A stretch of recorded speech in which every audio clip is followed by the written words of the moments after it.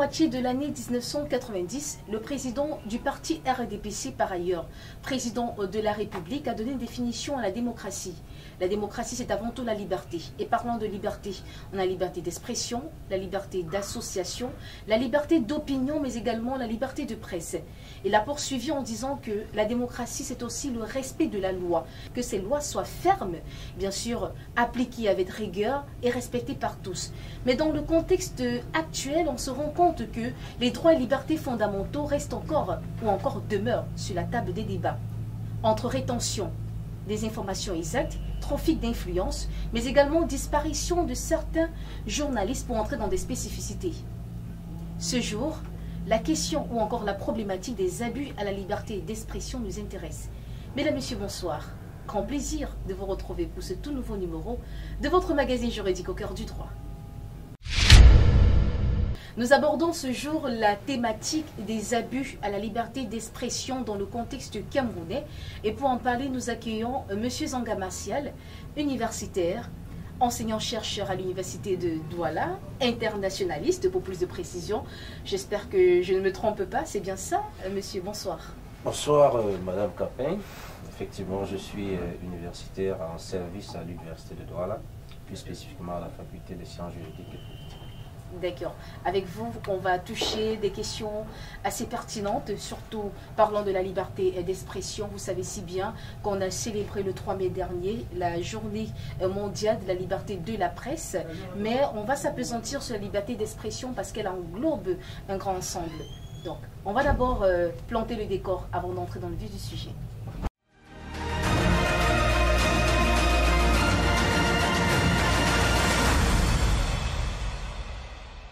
Alors, Monsieur Zanga Martial, aujourd'hui, comme on l'a si bien dit, la liberté d'expression nous intéresse. Et pour en parler, c'est d'abord important de relever que la liberté d'expression est reconnue par les textes internationaux, à l'instar de la Déclaration universelle des droits de l'homme du 10 décembre 1948, mais également réaffirmée dans la loi fondamentale, c'est-à-dire la Constitution camerounaise du 18 janvier 1996, modifiée et complétée dans certaines de ses dispositions par la loi du 14 avril 2008, précisément son préambule. On ne reviendra pas sur ce vieux débat doctrinal sur voilà, la valeur même du préambule de la Constitution, parce que ça a été réglé par l'article 65. On va juste dire donc comment appréhendez-vous la liberté d'expression, étant donné que la liberté d'expression se veut liberté d'opinion, de recevoir et de communiquer des informations ou encore des idées sans toutefois ingérence des autorités publiques et sans limite de frontières. Disons que, puisque nous sommes au cœur du droit, oui, la question de la liberté d'expression ne se détache pas de toutes les questions qui se rapportent aux libertés de manière générale.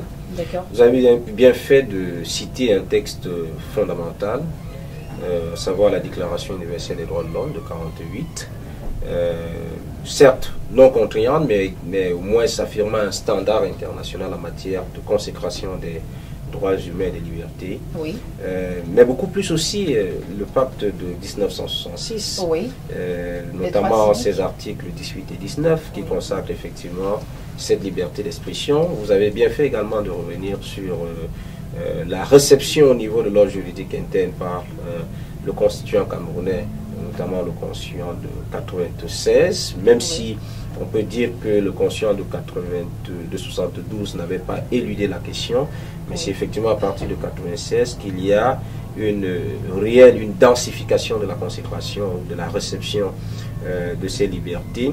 Pour parler plus précisément de la liberté d'expression, et puisque votre question est de savoir quelle est l'idée que je me fais de l'état de ces libertés pour ce qui est du Cameroun, j'ai envie de dire qu'au-delà de cette consécration normative, il faut bien situer avec oui, assez de vivacité la période de 90, la fameuse session des libertés, qui a vu la consécration, l'adoption par la Chambre parlementaire d'un texte important, oui, ou du moins de divers textes importants qu'on appelait les fameuses lois sur la liberté, oui, plus spécifiquement la loi 90/052 portant sur la liberté d'expression, et qui marque ainsi, de mon point de vue, une avancée significative, n'est-ce pas, non seulement dans le processus de démocratisation au Cameroun, mais beaucoup plus dans l'autonomisation des citoyens dans ce qui est leurs droits et leur liberté.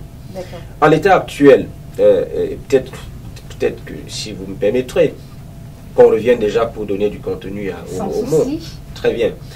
Disons que la liberté d'expression elle-même, si elle s'entend du droit reconnu à chaque citoyen d'exprimer ses opinions, participe donc de la liberté d'opinion, qui est en réalité la faculté de décider librement dans son fort intérieur, n'est-ce pas, de sa vérité. Donc elle est solidaire de la liberté d'opinion, en ceci qu'elle permet de diffuser la liberté d'opinion. Et c'est peut-être là il y aura un autre débat. C'est le moyen de cette diffusion de ces opinions que la liberté, c'est dans le principe de cette diffusion de ces opinions que la liberté d'expression va avoir à la fois sa beauté, mais aussi ses menaces. Sa beauté, ses menaces. On y reviendra. Donc, la situation actuelle est une situation où il y a une densification normative suffisamment avancée pour reconnaître ces libertés. Il y a une prise en charge institutionnelle dans la mesure où il y a un certain nombre d'institutions qui ont été mises en place. Je n'y reviendrai pas ici. Il y a une libéralisation, n'est-ce pas, des entreprises qui font dans le secteur de la communication sociale. Nous sommes dans l'une des enceintes au moment où nous parlons.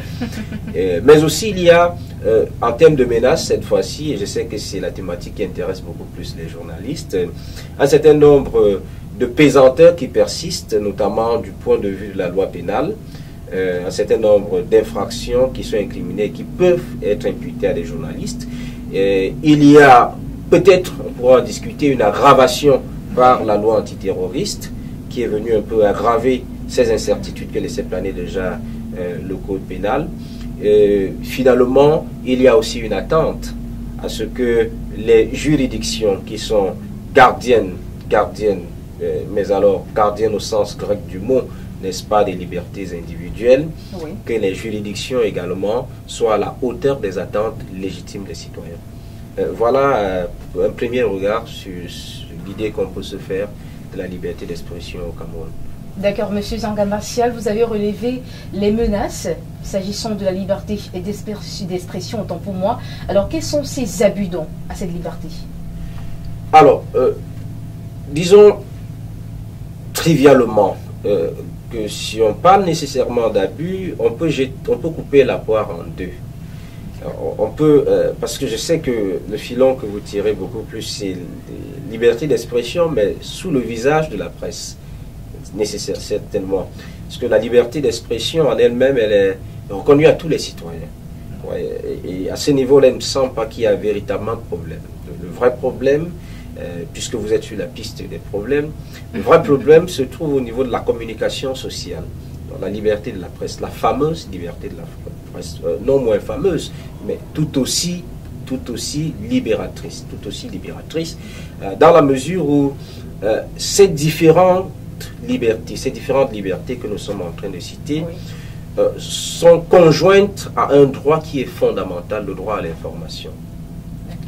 Alors, pour revenir aux menaces, si vous allez dans les articles 113, il me semble, qui porte sur la propagation de fausses nouvelles, il y a la disposition 159 du Code pénal qui porte sur les atteintes, les outrages au corps constitué, notamment au gouvernement, fonctionnaires, membres des organes politiques, etc. Alors, vous avez touché la question de la presse écrite, mais je voudrais qu'on présente la chose dans un cadre bien général. On parle de journalistes, parce que les journalistes constituent le quatrième pouvoir. Que dire donc de ceux-là qui sont également victimes de ces abus? Bien sûr, on sait si bien que si on entend où on présente la liberté d'expression comme la liberté d'opinion, mais également de recevoir et communiquer des informations, des idées. Alors, comment percevez-vous la situation au regard de l'actualité, la situation des journalistes au Cameroun? Alors, la figure du journaliste comme spécialiste de l'information, j'ai une boutade souvent lorsque mes amis de la presse disent qu'ils sont en quatrième pouvoir. Non, c'est pas tant la presse qui est en quatrième pouvoir, c'est la matière que la presse manipule, à savoir l'information. Et peut-être même c'est pas tant l'information, c'est l'opinion en réalité. Parce que l'opinion, ça renverse des pouvoirs, ça renverse des régimes. Vous en savez quelque chose, et l'opinion se construit dans l'information.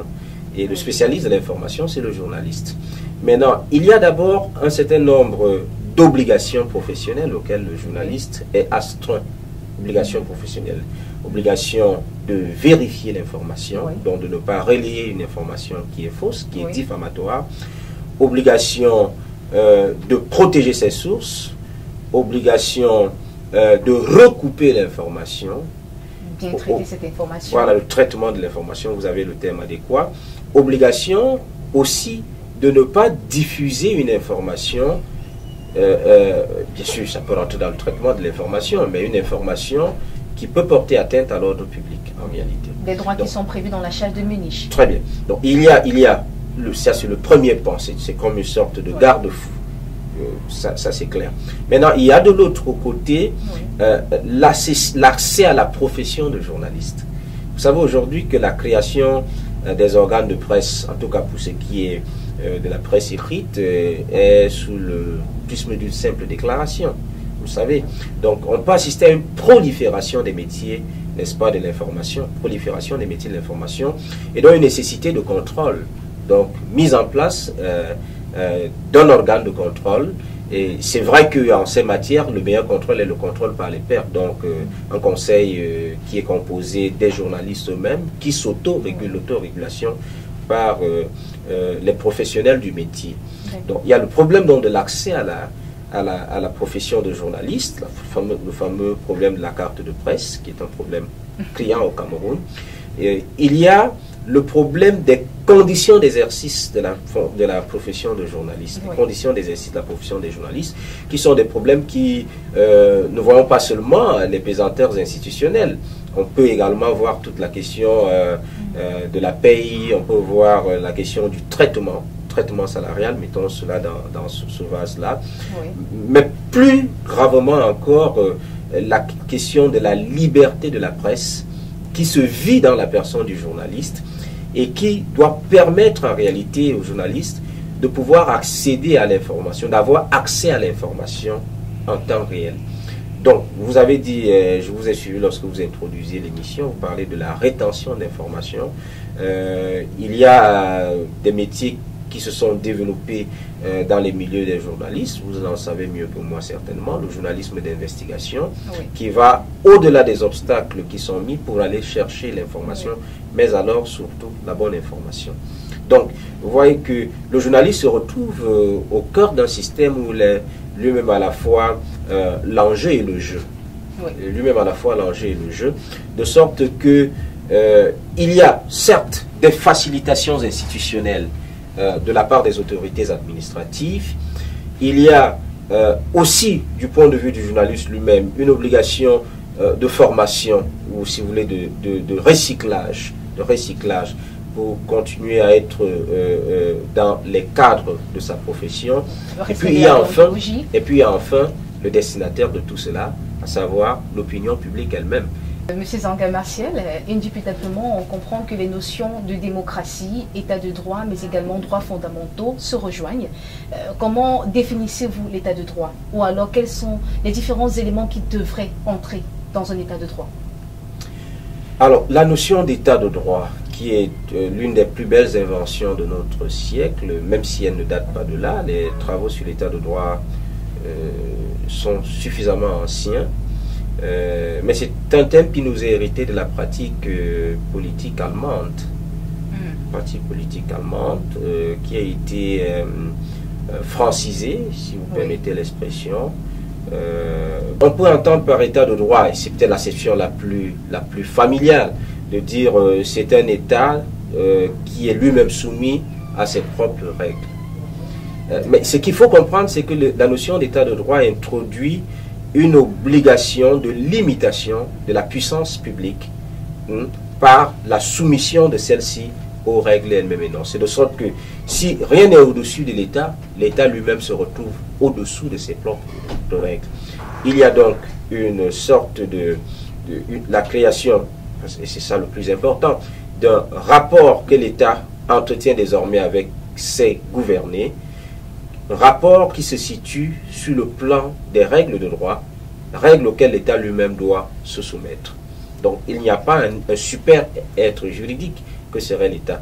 Il y a l'État, il y a les individus, et l'idée de l'État de droit est une idée qui a pour fondement basique le respect des libertés individuelles. D'accord. Alors la définition même de l'état de droit est importante parce qu'on s'est rendu compte que la notion même d'état de droit revient dans plusieurs thèmes, notamment la célébration de la journée mondiale de la liberté de la presse, dont le thème était médias, justice et état de droit, les contrepoids du pouvoir, raison pour laquelle tout cela qui nous regarde à présent, parce que nous sommes là pour vous, pour votre satisfaction à la maison, il était important de revenir encore sur la définition. Beaucoup se demandent bien, mais c'est quoi état de droit?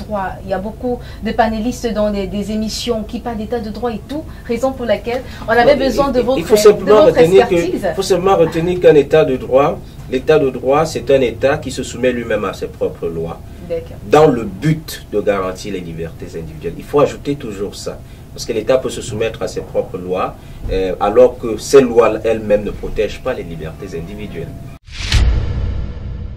Monsieur Zanga Martial, universitaire, enseignant-chercheur à l'université de Douala, mais également internationaliste, qui a apporté de son expertise sur la grande thématique des abus à la liberté d'expression. Vous qui êtes à la maison, c'est toujours votre émission Au cœur du droit qui se poursuit. Et une dernière question avant de clôturer la première rubrique. Est-ce qu'une indépendance véritable du pouvoir judiciaire, c'est-à-dire de la justice, et du pouvoir au pouvoir exécutif permettrait donc de stopper ces abus? Je vais insérer votre question dans la thématique que vous m'avez suggérée, celle des abus à la liberté d'expression. En vous répondant qu'effectivement, comme je le précisais tout à l'heure, le juge est le gardien ultime, le dernier rempart contre les abus à la liberté, toutes les libertés, mais plus spécifiquement dans le cas qui nous intéresse, la liberté d'expression, la liberté de la presse. Donc, l'indépendance du juge devient donc non pas seulement une idée vide, mais une idée porteuse d'enjeu. Porteuse d'enjeu, dans la mesure où, confrontés à des situations d'abus, les citoyens n'ont pas d'autre recours que les recours judiciaires. Et vous voyez qu'un juge qui est lié, un juge qui n'est pas libre, qui ne peut pas rendre justice en âme et conscience, un juge qui est sur commande, un juge qui pèse l'épée de Damoclès, qui peut voir son mandat, qui peut voir une mise en fin de son mandat, ne peut pas être à la hauteur des attentes des citoyens. Donc effectivement, oui, un aménagement de l'indépendance judiciaire meilleur que ce qui a lieu actuellement au Cameroun serait une avancée significative dans ce sens. Quand je dis meilleur, ce n'est pas pour dire que le juge camerounais n'est pas indépendant, non. Mais je suis en train de dire, très bien compris. Je suis en train de dire qu'on peut aller au-delà de l'aménagement actuel, en s'inspirant d'ailleurs de ce qui se passe un peu tout autour de nous, pour permettre aux juges camerounais d'avoir des coudées franches pour pouvoir protéger les libertés individuelles. Nous parlons d'abus à la liberté d'expression au Cameroun et on a donc le témoignage, le vibrant témoignage d'une journaliste, bien sûr une consoeur de la presse écrite, je préfère taire le nom, qui a été également victime d'une situation très très douloureuse et maintenant assez confuse. Je dirais même qu'elle est dans un désarroi. Elle aimerait également avoir une piste de solution et c'est bien sûr vous qui allez essayer de donner une piste de solution. Mais avant, on prend d'abord ce témoignage. On se retrouve juste après.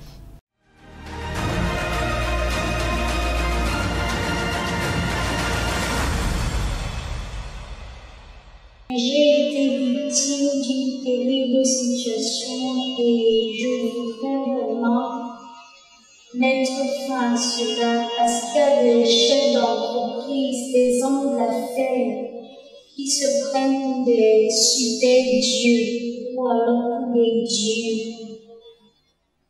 Un jour, j'allais en reportage, j'ai rencontré J'allais au reportage, un homme m'a fait m'interpeller. Il n'était même pas concerné directement par l'affaire. Il a dit que je viens. Il m'a demandé que je travaillais, pour quelle entreprise, pour quelle structure je travaillais. Je lui ai dit que je travaillais pour tel média et tout. Et le monsieur a commencé donc à me lancer des paroles vexantes et un peu choquantes. Moi, j'ai ignoré cela. Il m'a dit que je ne devais pas faire le reportage et tout. Et pourtant, c'est un reportage où tout le monde avait accès. C'était un endroit public, tout le monde avait accès. Et les gens avaient reçu la demande de couverture. Mais lui, il m'a ciblé, il m'a dit que je ne fasse pas le papier, que sur le papier passé au journée il devait me nuire. Moi, je ne comprenais pas parce que c'était l'événement où on a eu la couverture médiatique, tous les médias ont eu la couverture médiatique. Et moi, je suis venue faire le papier normalement. Le monsieur donc a commencé à demander le nom de mon média. Et quand je me suis présentée, j'ai donné mon nom. Quelques jours plus tard, je me rends compte que je reçois un appel. Et c'est cet homme d'affaires-là qui se présente et tout. Moi, je n'ai pas compris. J'ai raccroché, il faisait que c'est appelé, j'ai raccroché. Un autre jour, je rentrais du travail, j'ai été enlevée. Et par la suite, séquestrée même, j'ai revu cet homme d'affaires et il me dit que m'a commencé à me faire le chantage. On m'a quand même frappé plusieurs fois. Faire le chantage, je n'ai pas cédé. Il a dit qu'il devait s'en prendre à mon mari parce que je suis mariée et mère de 2 enfants. Il m'a fait donc ce chantage, je n'ai pas cédé. Un jour, mon mari rentrait du travail, on a tabassé mon mari. Et 2 jours après, il me rappelle, il me dit que voilà les conséquences du geste qu'on accepte pas, qu'on essaie de chantage. Vraiment, j'ai mal, et non mal, parce que je me pose bien la question, est-ce que les journalistes maintenant peuvent exercer dignement leur mission, peuvent remplir dignement leur mission? Je me pose bien la question. Je suis journaliste, je n'ai pas juste passé par l'ESTIC. J'ai rempli toutes les formalités, les conditions qui sont prévues par la loi, mais je ne comprends pas comment j'exerce ma profession librement. Je n'ai pas une enquête coupable, mais j'ai pas fait un reportage normal qui se dans le monde public et ce genre de personnes maintenant. Je ne sais pas si derrière ça se cachait l'intention de me nuire ou bien il était intéressé par moi. Mais je veux que cet homme ressente aussi la douleur que moi j'ai vécue et qu'il comprenne qu'il n'est pas un Dieu. Ce n'est pas l'argent qui achète Dieu. J'aimerais bien à travers l'émission Au cœur du droit que votre invité puisse m'aider dans ce sens-là. Quel est le chemin que je dois suivre? De retour sur les antennes d'ABK Télévision, le meilleur de la télé. Votre programme, c'est Au cœur du droit. Un programme qui se veut pour la vulgarisation du droit, rendre le droit accessible. Et je ne dirai jamais assez, nul n'est censé ignorer la loi. Alors, Monsieur Zanga Martial, vous avez écouté, et c'est avec beaucoup de douleur pour moi d'écouter cette concert. Qu'est-ce que vous pouvez dire par rapport à cette situation? Il y a manifestement une violation de la loi, assez grave. Oui. C'est vrai que les faits eux-mêmes ne se laissent pas aisément saisir, donc, mais c'est le travail du juge. Plusieurs hypothèses se présentent. C'est le travail du juge de retrouver les faits, ce qui s'est réellement passé. Toujours est-il qu'un certain nombre d'actes, tels que l'enlèvement et la séquestration, les coups et violences, c'est comme ça que nous les qualifions en droit, sont susceptibles d'un recours devant le juge pénal. Donc c'est de la compétence du juge pénal. Parce que malheureusement, là, nous ne sommes pas sur le terrain de la violation d'une liberté de la presse.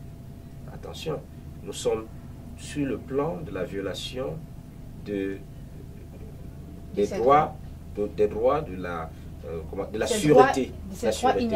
Les droits de la sûreté. C'est-à-dire que la personne, ce n'est pas tant l'activité de journaliste qui a été, ce n'est pas tant à l'activité de journaliste qu'on a porté atteinte, mais c'est à la personne, à l'individu lui-même et à son conjoint que les atteintes ont été portées. Mais c'était dans l'exercice de ses fonctions, parce qu'elle était en plein reportage et elle a été interpellée par cet homme d'affaires. Non, je vais y revenir, mais je voudrais qu'on fasse le distinguo.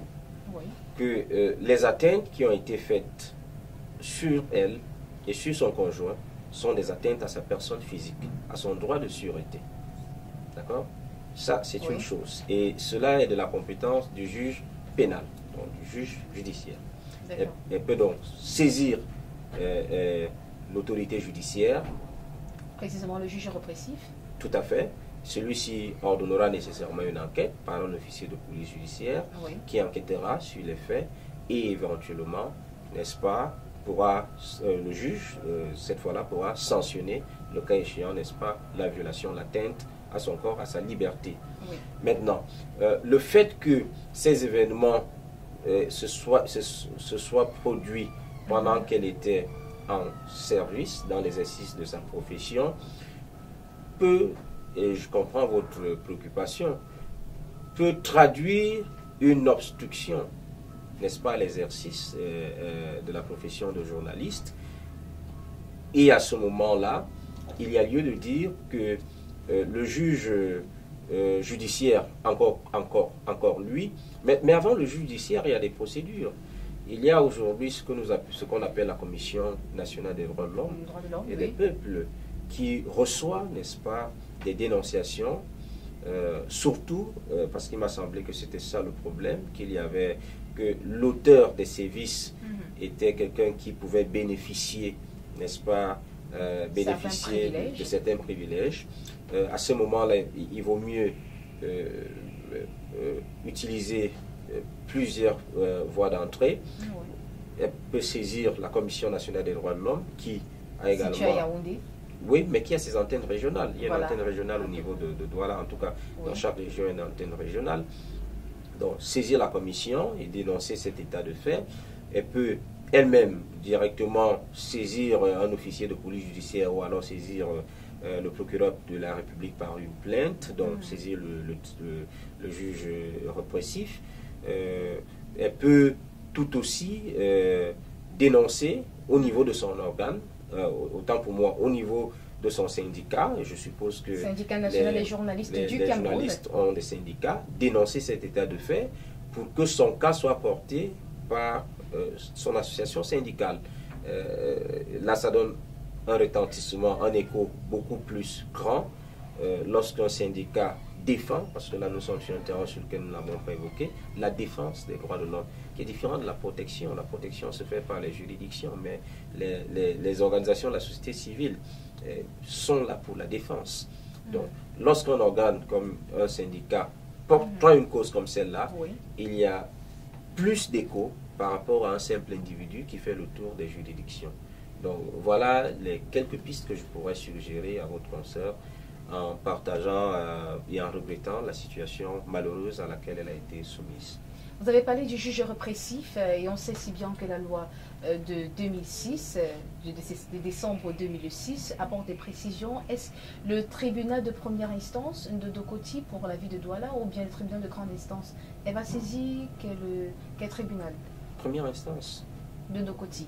Pour le cas de l'arrondissement de Douala 5e. Alors, Monsieur Zanga Martial, merci d'avoir apporté des pistes de solutions à notre jeune consoeur qui a vécu une situation assez difficile. On prend à présent la troisième articulation de cette émission et ses procédures. Voilà une rubrique qui est dédiée aux questions de procédure. On dit, tiens, bon, une est censé ignorer la loi. Il est important de savoir pourquoi pas comment rédiger une plainte, quelles sont les juridictions compétentes sur le triangle national et bien d'autres choses. Mais aujourd'hui, quand vous avez parlé également de saisir plusieurs voies, la Commission nationale des droits de l'homme, bien sûr le syndicat national des journalistes du Cameroun, ou pourquoi pas directement aller vers les juridictions, notamment le juge répressif, précisément le tribunal de première instance. On va donc prendre le juriste conseil Julio Yomba pour nous dire comment porter plainte. C'est important. Effectivement, c'est très important. A tout de suite.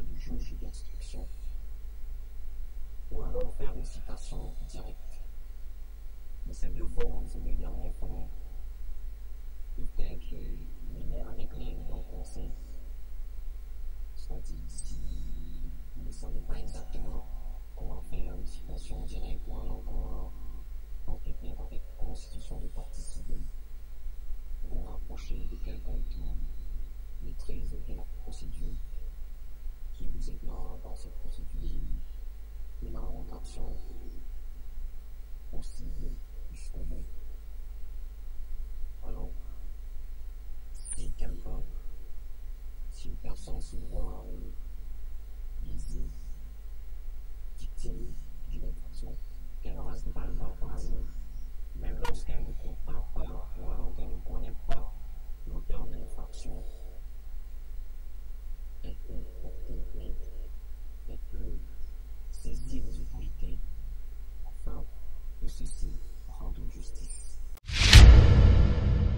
merci à Monsieur Julio Yomba, qui est un de nos juristes conseils, qui est revenu sur la question même de comment porter plainte, parce que beaucoup de personnes ne savent pas véritablement déjà vers qui se référer et comment procéder. Est-ce qu'il faut rédiger une plainte? Est-ce qu'il faudrait aller peut-être chez le voisin et demander un bout de papier, un stylo et tout? Donc voilà toutes ces informations importantes que M. Julio Yomba nous a apportées comme, pour des précisions. Alors, on touche la dernière articulation de cette émission, cœur à cœur avec un homme de droit. Mais avant, je voudrais encore vous demander comment vous allez. Vous allez bien? Disons que je me porte comme Douala en ce moment. Comme un Charles ou bien? En train de faire sa toilette pour la CAN 2019. D'accord. Alors, on se retrouve juste après.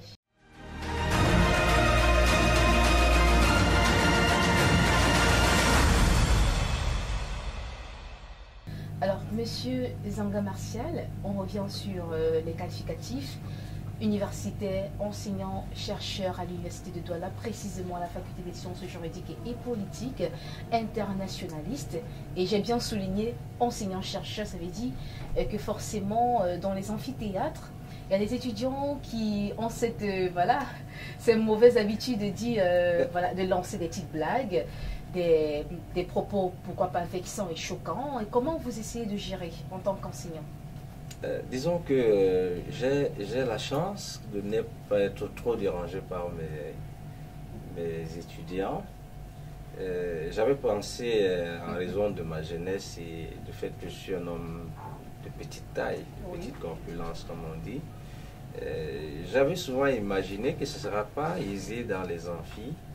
Mais j'ai la chance, jusqu'à présent, il ne me souvient pas qu'à l'amphi, j'ai subi des cris ou des appellations vexantes. Je n'en ai pas le souvenir. Peut-être le seul souvenir que j'ai, c'est lorsque la chanson de Franco est sortie. Comme je m'appelle Zanga, il y a un étudiant qui s'est amusé à me balancer Zanga la petite. Bon, ça m'a bien fait rire. Bien fait rire. Vous savez, les étudiants, quand ils vous balancent des vannes, il vaut mieux entrer dans leur vanne, sinon ça vous colle à la peau toute la vie. Donc, ce que j'ai tout fait de lui répondre, c'est que je vais faire l'effort de bien la Zanga. Alors là, c'était la meilleure. Mais il faut quand même dire que, est-ce votre charisme intellectuel, je ne vais pas dire naturel, mais intellectuel, qui a été plus mis en avant pour influencer, intimider ces étudiants-là? Ou alors, vous avez déjà au préalable dit à vos étudiants, celui qui me balancera une connerie sur le visage, alors il aura moins 10 ou il sera exclu de ma salle? Oh non. Je n'ai pas les méthodes des despotes. Non, surtout pas. Disons plutôt que c'est un alliage. C'est vrai que je mets beaucoup plus en avant mes qualités intellectuelles. Je pense d'ailleurs que c'est ce qui justifie ma présence dans les amphis. Votre petit secret. Sur par rapport à ces étudiants-là, comment vous essayez de gérer, comment vous gérez vos étudiants? C'est une façon d'être. C'est une façon d'être. C'est une façon d'être qui fait que les étudiants ont intérêt à vous écouter. Et donc diminuent ou même n'en ont pas les phases où ils vous vannent. Mais aussi, vous avez un côté un peu sympathique parce que vous vous laissez approcher lorsqu'ils ont des questions. Vous prenez du temps pour répondre à leurs questions. Vous accompagnez certains même dans les difficultés qu'ils traversent. Il me souvient qu'une certaine année, j'avais payé plus de 10 bourses universitaires pour des gens dont je ne suis pas capable de donner les noms jusqu'à présent parce que je me suis laissé aller, ce petit côté affectif que nous avons quand nous travaillons au milieu d'une jeunesse comme celle-là, sachant que nous-mêmes nous avons fait cette route. Donc je pense que c'est cette façon d'être qui, peut-être que je me trompe même à la fin, mais je pense que c'est cette façon d'être qui me vaut non pas la sympathie, mais je pense quand même le respect des étudiants. Alors, est-ce que cette affection se transforme généralement en sentiment, amour à l'endroit d'une étudiante? Parce que ça fait de l'affection, oui. On voit un aîné auprès de devant ses cadets. Mais est-ce qu'à un moment donné, c'est devenu un peu tu me plais, je suis intéressé par toi, je t'aime et tout? Alors, vous êtes sur un terrain très glissant. Et j'aime bien les terrains glissants. Oui, oui, je sais. Je sais que pour le reste de la communauté nationale, la communauté des enseignants d'université a toujours cette petite... Il y a toujours en fait, on nous taxe toujours d'avoir un vivrier. Permettez-moi l'expression. Non, disons simplement que rarement ça se transforme en ça. Mais alors, si on dit rarement, ça veut dire qu'il y a quand même eu un ou deux cas. Non, pas qu'il y a eu, peut-être qu'il y aura. Je laisse quand même une certaine marge. Monsieur Zanga Martial dit donc à tous ceux-là qui nous regardent qu'il n'a pas encore eu une aventure avec une étudiante. À date, non. Je ne me souviens pas. À date, non. Alors, on a fait une erreur. Alors, on va être très vrai. On a fait une erreur avant de commencer cette dernière articulation. Il n'a pas fait le juron. Donc là, maintenant, avant de poursuivre avec les questions, il va faire le juron. Vous levez dans la main droite. Et le juron ne vaut pas pour les questions qui sont passées. Je le fais donc. D'accord. Non, non, pour les questions qui vont suivre. On lève la main droite et on promet de dire la vérité, toute la vérité et rien que la vérité. Je dirais la vérité, toute la vérité et rien que la vérité. Je suppose qu'on peut discuter sur la notion de vérité. Non, on pourra passer même toute la soirée. Non. Alors, en tout cas, ma vérité. Alors, la vérité de M. Zanga Martial, c'est qu'il n'a pas eu d'aventure avec une étudiante, mais très rarement, ça veut dire que ça peut arriver. Et si ça arrive, vous allez accepter? En fait, je ne suis pas dans une perspective où je me dis ça n'arrivera jamais. Je pense qu'il faut être humain parce que je travaille dans un milieu où je côtoie beaucoup de personnes. Oui. Et si Dieu me donne la grâce, peut-être que j'en aurai encore pour bon nombre d'années encore. Oui. J'attire votre attention que la plupart des enseignants finissent toujours par épouser leurs étudiants. C'est comme ça depuis... mon père est enseignant, je crois que ma mère a été son élève. J'en connais plein dans mon entourage. Donc c'est pas nécessairement des relations de flirt, c'est des relations parfois qui aboutissent à des projets de vie conjugale. Ouais. Donc je ne ferme pas la porte à cette hypothèse. Vous me demandez si ça arrive, comment je réagirais. Écoutez, j'écouterai mon cœur. D'accord. J'écouterai mon cœur. Je ne suis pas fait de marbre. Ah d'accord. Donc, si on comprend très bien, et je vais essayer de résumer, voilà, de résumer vos propos. Monsieur Zanga Martial est un cœur à prendre, un cœur libre, parce que si une situation se présente, si une étudiante se présente, il va se laisser guider par son cœur, parce que si ce n'était pas un cœur libre, si c'était un cœur vraiment verrouillé, alors il n'aurait pas laissé son cœur. Je vous rappelle que je suis juriste et que nous sommes dans un pays qui reconnaît la polygamie, madame. Ah d'accord. Et si vous avez signé monogamie? Si.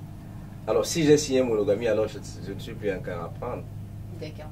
Mais si j'ai signé polygamie, je suis un cœur. L'État ne limite pas le nombre de femmes. C'est aussi ça, aussi la liberté, n'est-ce pas? D'accord. Mais je ne sais pas pourquoi, quand je regarde M. Zanga Martial, il y a un petit œil là qui me dit que voilà, si une belle étudiante se présente, intellectuelle et tout, pourquoi pas? Il pourrait jeter un petit regard, une sortie, et par la suite, un rendez-vous à la maison. Ça pourra aboutir à quoi? Vous avez dit que vous n'êtes pas fait de marbre. Bien sûr, je ne suis pas fait de marbre. Je suis humain, avec tout ce que ça comporte. Maintenant, c'est des situations... moi, je ne suis pas de l'école de l'absolutisme, de ceux qui pensent que... de ceux qui disent jamais. Jamais, jamais. Voilà. Oui. Alors, je dis que c'est une possibilité.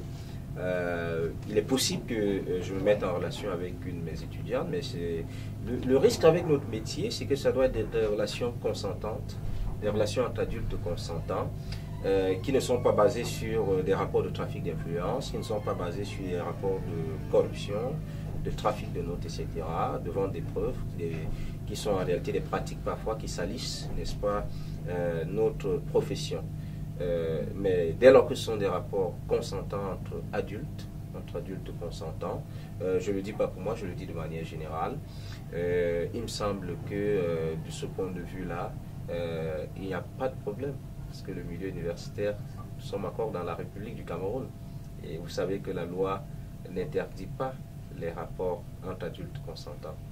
Alors la bonne nouvelle dans les propos de M. Zanga Martial, c'est tout simplement qu'il ne recourt pas au trafic d'influence ou encore qu'il ne met pas en avant les notes sexuellement transmissibles ou bien les positions canapé et autres. Il exerce sa profession dignement et respectueusement, si je peux me permettre. Et maintenant, quelles sont les difficultés que vous rencontrez, outre l'aspect de la relation avec les étudiants, maintenant au niveau de la collaboration avec les autres enseignants?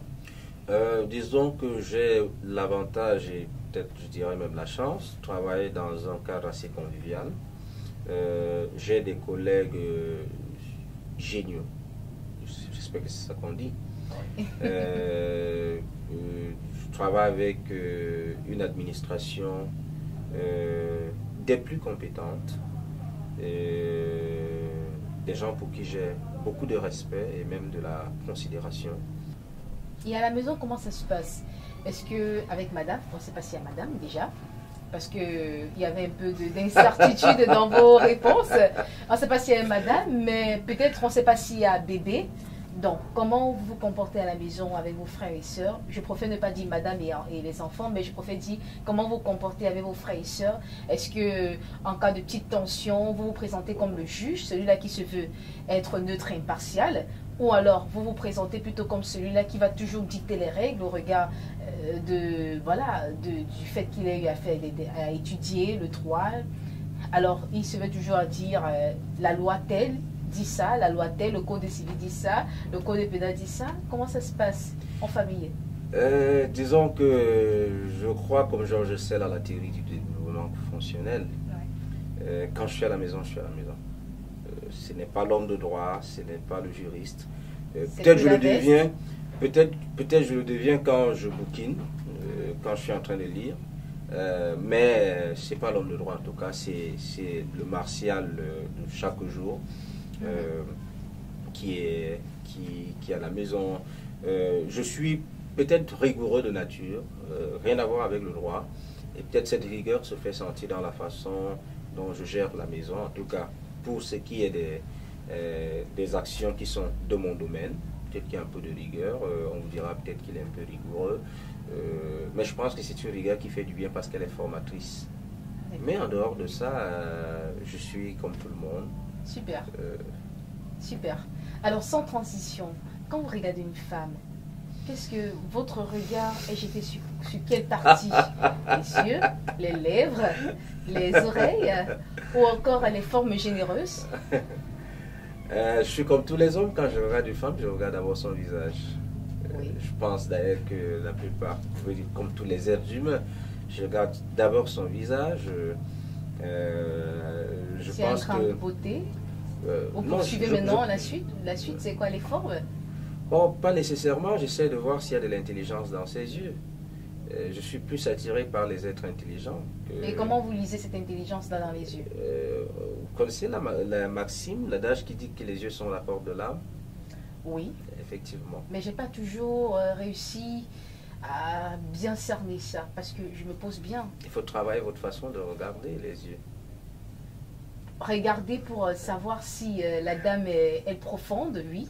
Regarder pour savoir si la femme a des intentions un peu coupables, oui. Mais au niveau maintenant d'observer ou encore de déterminer le caractère intellectuel de cette dame, je me pose bien des questions. Non, intelligent ici, c'est pas dans le sens de connaissance livresque. Non, du tout pas. C'est un esprit éveillé. Quelqu'un d'éveillé, quelqu'un de... peut bien communiquer.